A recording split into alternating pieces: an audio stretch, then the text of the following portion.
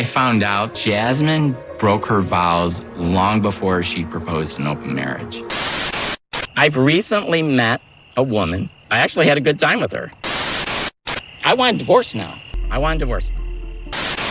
Gino flies to Vegas, he makes out with a stranger, and then he comes back home on a mission. He tells Jasmine to get her shit and get out for good. This episode is exactly why you cannot have an open marriage if you are toxic, selfish, and dumb. Welcome back to the channel, Panda Pals. We are back with another recap of Happily Ever After Season 9, Episode 3. Today, we are talking about Gino and Jasmine. So, buckle up and let's get right into the messiest love triangle that literally nobody asked for. So, Mr. just got back from Vegas. What happens in Vegas stays in Vegas. Oh, come on. Sir, almost nothing happened in Vegas. Calm down. Gino tells his cousin Dana that Natalie was so super duper cool and they went to an ice bar, they drank liquor out of an icicle tata, and they were also kissing. We had a pretty good kiss, too, at the ice bar. Pretty romantic kiss. Now, Dana definitely thinks that this whole open marriage thing is absolutely bonkers nuts, but he is doing his best to be supportive, so he asks Gino how things ended with Natalie on his trip. She wanted me to have a conversation with Jasmine about our relationship. Yeah. Have you had that conversation with Jasmine? No, I haven't.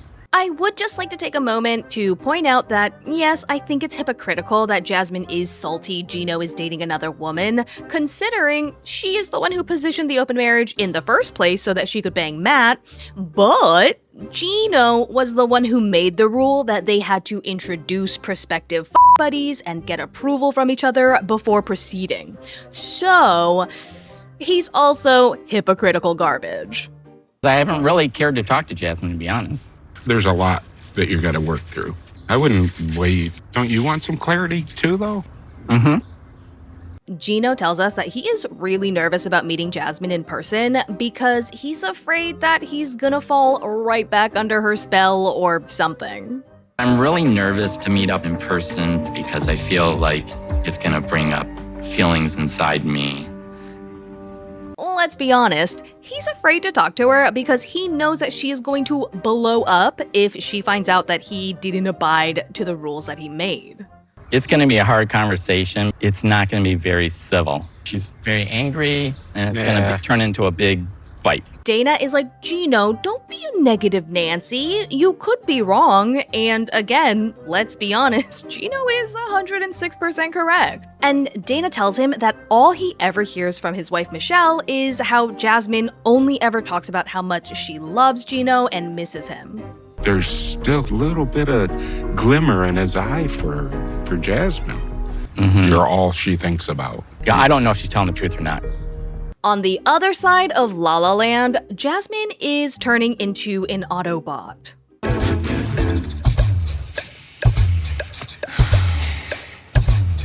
I just gotta say, if I was Matt, I would be so over all of this. Like, here is this girl that I like, that I'm banging, but we are not in a real relationship. She got kicked out of her house by her husband, so she has to stay here with me, and she's messy as and she refuses to clean up after herself, and she will not shut up about how much she misses and loves her husband.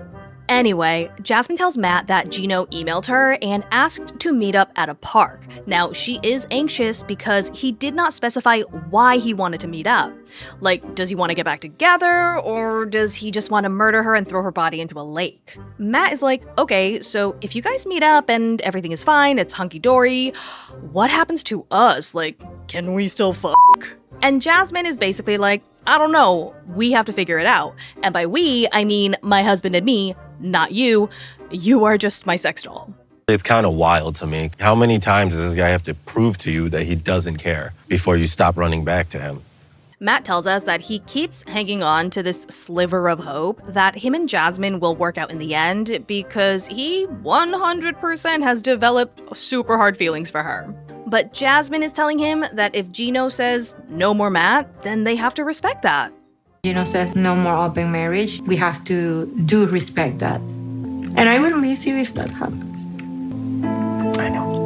Jasmine tells us that a part of her feels super guilty because she knows that at the end of the day, she is going to choose Gino, and that does mean Matt is going to get hurt, but Gino is her husband, she loves him, so she doesn't really have a choice. We used to be best friends, get along, and those are the things that I think about when I think of my husband, not just the bad things. You both need to think more about the bad times, okay? Because that's like 90% of your relationship. If I had a vibrator and like 10% of the time it worked immaculately, and then the other 90% of the time it was just hitting me over the head with a cast iron skillet, guess what's going straight into the trash? I think she will see me for who I am, which is the person that she should probably give a chance to. Maybe one of these times it'll click in her head. I think her life would be a lot better. I hope Gino just shows the same old colors again. So, Jasmine and Gino agree to meet up at the park. Jasmine is hoping Gino is going to beg on his knees to have her come back. I might sleep in my house tonight with my husband. But Gino is here for an entirely different reason. Today I found out Jasmine broke her vows long before she proposed an open marriage. This makes my decision easier. So Jasmine shows up, looking all cute, and Gino pops open his trunk to show her that he has brought some of her shit with him. It doesn't look like a person that is trying to take me back.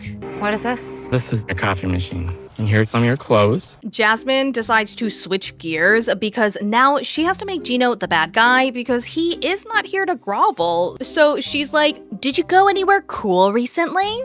I have a question. Where were you recently? I've recently met a woman, and I went and met her in Las Vegas. And then Jasmine is like, you do remember that we are still married. And then Gino has to try and make Jasmine the bad guy because he can never be wrong. So he's like, nuh-uh, we haven't lived together in over 4 months, which doesn't exactly negate your marriage, but okay. When we're together, all we do is fight, and I can't be myself. I can't have a good time. I actually had a good time with her, and I'm not used to that. Jasmine is like, oh, really? You're gonna compare the two of us like that? She treats you nice because you took her on a trip to Vegas for free for 3 days and you paid for everything.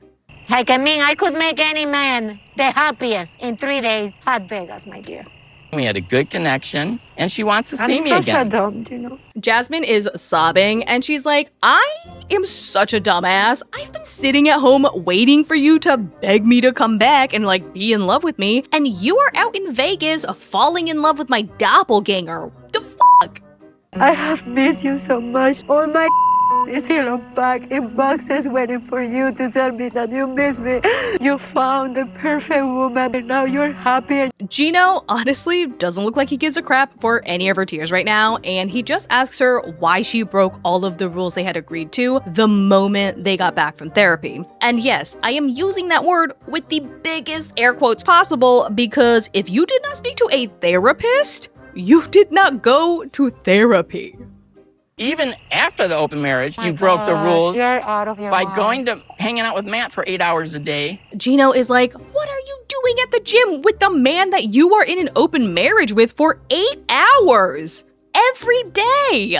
You weren't at the gym, you were at his house, probably having sex or whatever. Oh my gosh, you're But- disgusting. Gino is like, even if you were not banging his brains out during those 8 full hours every single day, I know that you were cheating on me months before I even agreed to open up the marriage.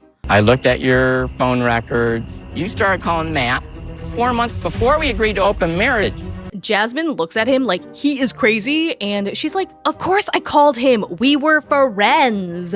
And Gino is like, God, how could I be so stupid? Some of those phone calls were like an hour long. Of course they were in a relationship. Honestly, I feel like they were both just cheating on each other because Jasmine could not shut up about how horny she was and how much she wanted to fuck, and Gino is addicted to porn and not banging his wife. I just really can't imagine a world where either of them were being faithful. I agreed to Matt because I really did love Jasmine and I wanted her to be happy. I mean, if you wanted her to be happy, there were a lot of other ways to accomplish that besides letting another man stick his wiener inside of her. Just saying. I can't believe she did this to me. She's very manipulative. Jasmine is like, you are crazy. And Gino is like, shut the f up. And then Jasmine is like, I couldn't have cheated on you in November because I met Matt in December. I never cheated on him. He has no proof whatsoever that that's Matt's phone. It's just his delusional imagination. So they continue arguing, and it's honestly just, you cheated. Nuh-uh, uh-huh, nuh-uh. And like, that's just how it goes. And Gino tells her that he will print out the phone records that he found and hand them over to her because this marriage is OVER, over. I want a divorce now. That's what I want. I'm done. I've seen all the evidence I need to see. I'm not gonna beg. So Jasmine takes her out of Gino's car, and Gino leaves after making sure she did not steal any of his hats. And he is like, it is what it is. You broke my heart, so I'ma leave and go f this other woman. Deuces. So yeah, that's what happened in today's episode. Gino showed up with a trunk full of stuff, Jasmine cried a whole bunch, and Matt somehow still thinks that he is in the running to be Jasmine's husband. It is honestly a huge mess, but it is a mess that I love being in. Now, if you made it this far, go ahead and like this video, drop a comment down below, and be sure to subscribe if you want more recaps, reactions, and judgments for other people's bad decisions every single week. I'll see you for the next one, and as always, thanks for not letting me ride this train wreck alone. Bye!